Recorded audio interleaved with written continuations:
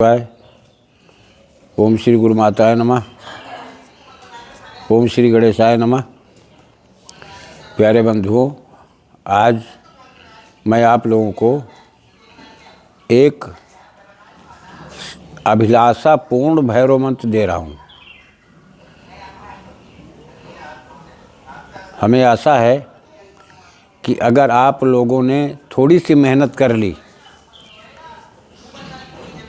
ये प्रयोग 45 दिन का होता है। 45 दिन में तो केवल मंत्र सिद्ध होता है। ये साफ पहले जानकारी ले लो, पहले बता दे रहा हूँ। ये मंत्र जो मैं आज आपको लोगों को दे रहा हूँ, ये 45 दिन में सिद्ध हो पाएगा। और मेहनत कोई विशेष ज़्यादा नहीं है।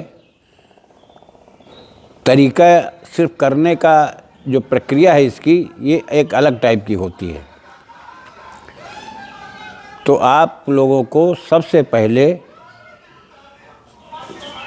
इसकी प्रक्रिया बता दूं।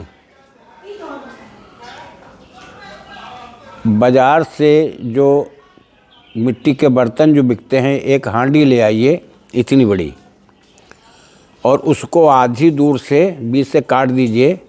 ढक्कन वाला सिरा ऊपर का अलग कर लीजिए, नीचे का पेंदा खप्पर टाइप का बन जाएगा, तसले टाइप का, वो अलग रखिए। अब करना ये है कि उसमें आग जला लीजिए खप्पर में। दाहिनी तरफ कड़वे तेल का, सरसों के तेल का दीपक जला लीजिए। बाईं तरफ एक अगियारी में आप धूप डालिए, गुग्गुल लोबान दोनों मिश्रित करके। क्योंकि लोबान ज़्यादा गतिशील होता है, इसकी तीव्र गंध होती है, ये खींचता है, आकर्षण करता है।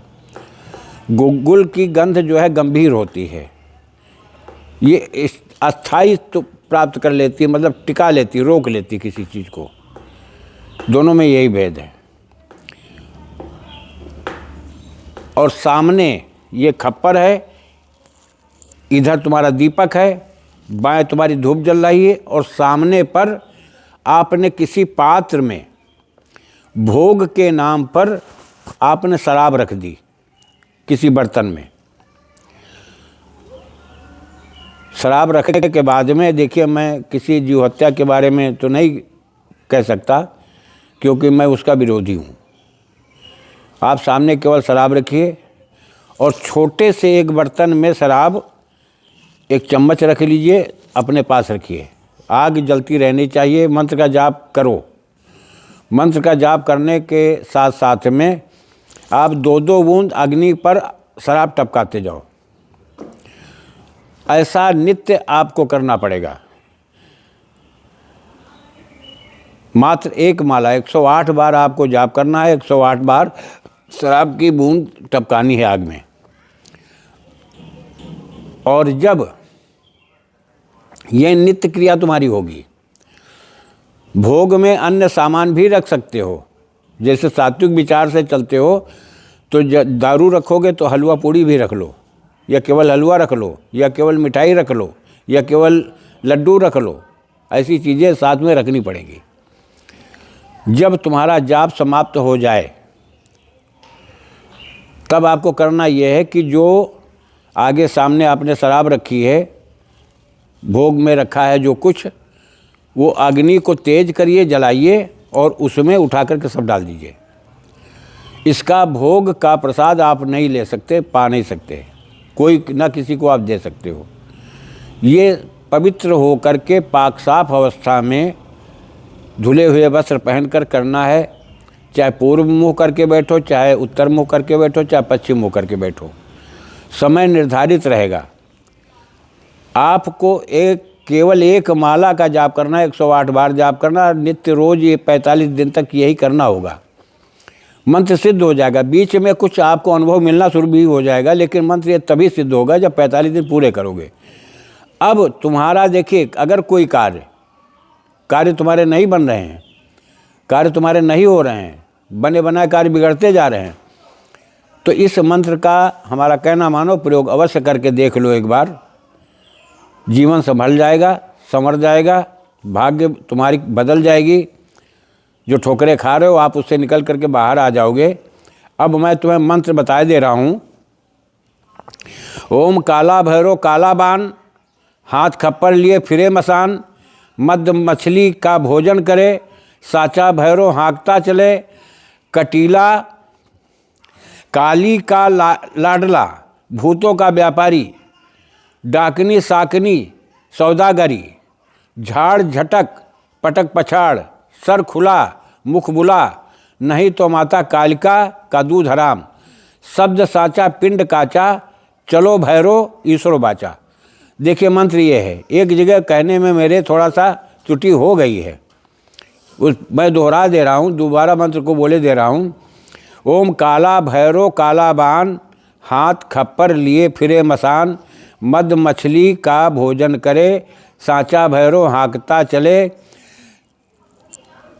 काली का लाडला, भूतों का व्यापारी, डाकनी साकनी सौदागरी, झाड़ झटक पटक पछाड़, सर खुला मुख बुला, नहीं तो माता कालिका का दूध हराम, शब्द साचा पिंड काचा, चलो भैरो ईश्वर बाचा।